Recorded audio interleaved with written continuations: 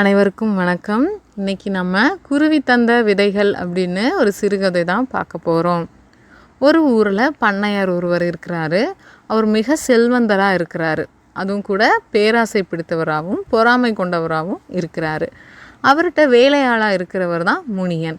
எந்தவித எதிர்பார்ப்பும் இல்லாமல் பண்ணையார் சொல்கிற வேலைகள்லாம் செய்வார். எத்தனை கடுமையான உழைப்புகள் தான் கொடுத்தாலுமே பண்ணையார் அவர் குடும்பத்துக்கு ஒரு நாளைக்கு 3 வேளைனா 1 வேளை உணவு தான் கொடுப்பாரு. ரொம்ப வறுமையில் இருந்தார் இந்த முனியனும் அவரோட குடும்பமும்.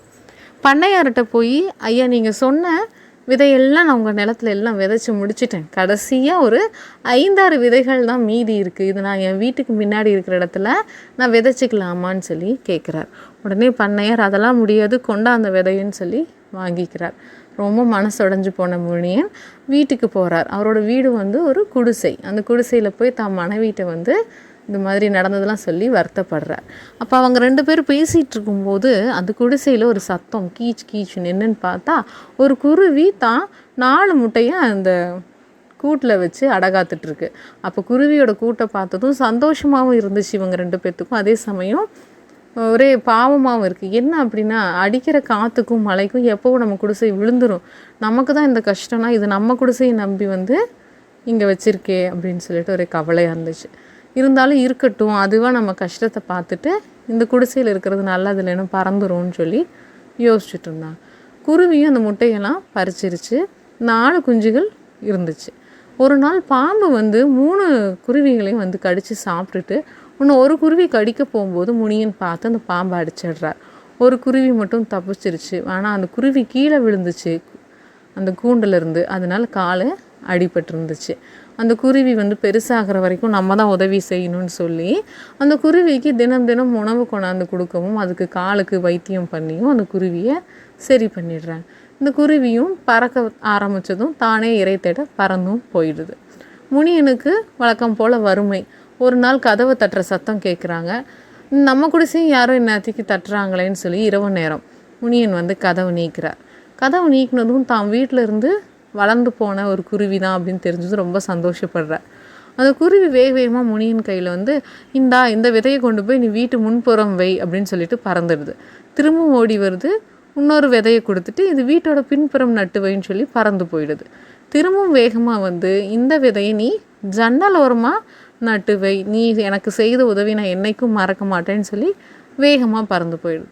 முனியனுக்கு ஒரே ஆச்சரியம். அந்த குருவி பாரு உருவத்தில் சிறுசாக இருந்தாலும் நான் கொடுத்த உணவுக்காகவும் நான் கொடுத்த இடத்துக்காகவும் எனக்கு எப்படி நன்றி கடன் செலுத்துதுன்னு ஒரே வியப்பாக இருக்குது. மனைவிட்டு நடந்ததெல்லாம் சொல்லி அவரும் மனைவியும் குருவி சொன்ன மாதிரி அந்த 3 விதையும் அது சொன்ன 3 இடத்துலையும் வச்சிடுறாங்க. விழுந்து காலையில் எழுந்து வெளியில் பார்க்கும்போது 3மே பூசணிக்காய் செடியாகவும் 3லேயும் ஒரு பெரிய பூசணிக்காய், அந்த ராசச்சா வடிவம்னு சொல்லுவோம்ல, அவ்வளோ பெரிய சைஸில் பூசணிக்காய் இருக்கான். என்னதான் இருக்கும் இவ்வளோ பெருசு ஒரே இதில் வளர்ந்துருக்குன்னா கண்டிப்பாக இது மந்திர பூசணிக்காயாக தான் இருக்கணும் அப்படின்னு சொல்லிட்டு முன்புறம் இருக்க பூசணிக்காவை கொண்டாந்து வீட்டில் வச்சு வெட்டி பார்க்குறாங்க. உள்ளேருந்து நிறைய தானியங்கள் வருது. இனிமேல் அவங்களுக்கு உணவுக்கே பஞ்சம் இல்லை அப்படின்னு நினைக்கிறாங்க. தானியங்களை எடுத்துகிட்டு பூசணிக்காய் மறுபடியும் இப்படின்னு ஒன்று சேர்த்து வெட்டின பகுதி ஒன்று சேர்த்துவோம். மறுபடியும் பூசணிக்காய் பெருசாக இருக்குது. பிரித்து பார்க்குறாங்க, பிரிக்க முடியல. மறுபடியும் வெட்டுறாங்க, மறுபடியும் அதுலேருந்து தானியங்கள்லாம் கொட்டுது.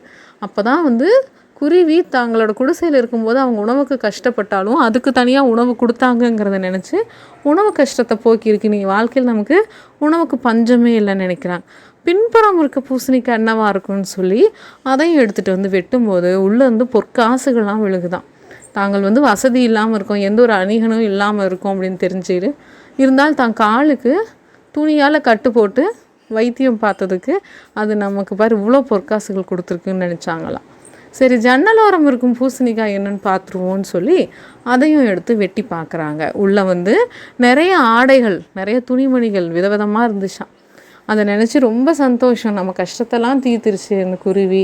நம்ம செஞ்ச சின்ன உதவிக்கு இவ்வளோ பெரிய விஷயம் பண்ணியிருக்குன்னு ரொம்ப சந்தோஷத்தில் இருந்தாங்களாம். அந்த பொற்காசுகளில் வைத்து அவங்க கொஞ்சம் வசதியாக மாறிடுறாங்க. நல்ல துணிமணிகளும் 3 நேரம் நல்ல முறையாக சாப்பிட்றாங்க.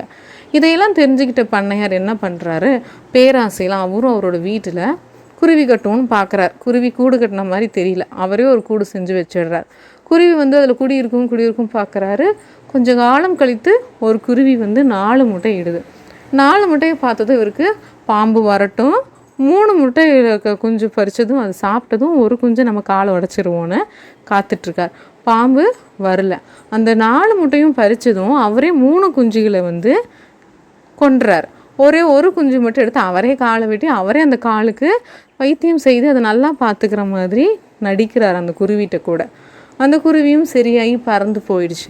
திரும்பவும் ஒரு நாள் இரவு வரும், நம்ம கதவை தட்டணும்னு அவர் காத்துட்டே இருக்கார். அதே மாதிரி ஒரு நாள் நல்ல இருட்டில் அந்த குருவி வந்து கதவை தட்டுது.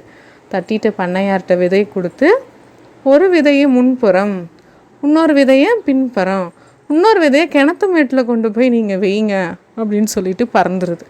இவருக்கு இரவெல்லாம் தூக்கமே வரல. ஏன்னா விடிஞ்சது ராட்சச வடிவில் பூசணிக்காலாம் வரும், வெட்டினது நமக்கும் பொருளும் தானியங்களும் வரும்னு காத்துட்டே இருக்கார். விடிஞ்சிடுது. அவங்களுக்கு நடந்த மாதிரி 3 செடிகளிலும் 3 ராட்சச வடிவில் பூசணிக்காய் இருக்குது.